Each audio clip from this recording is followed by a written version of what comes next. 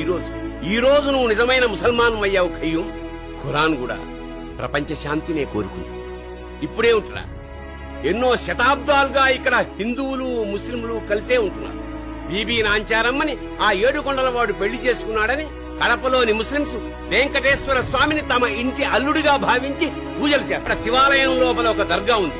శివభక్తుల్ని ముస్లిం మత పెద్దలు ఆశీర్వదించే అపూర్వ దృశ్యం మనం అక్కడ క్రీదిని వీక్షించిన అదే చార్మినార్ లక్ష్మీ పూజ చేసి దీపావళి కాంతుల్లో వెలిగిపోతుంది. అంతెందుకురా, 41 రోజులు నిష్టగా మాల వేసుకునే అయ్యప్ప స్వామి భక్తులు ముందుగా వెళ్లేది బావర్ స్వామి మసీదు.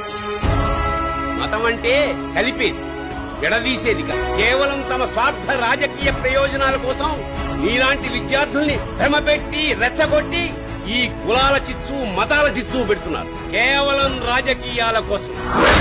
అసలు ఇండియా దేశం కాదురా, మత సామరస్యాల సందేశం, స్వేచ్ఛా స్వాతంత్రాల స్వర్గం. ఎంతో పుణ్యం చేసుకుంటే తప్ప ఇక్కడికి రాలేం.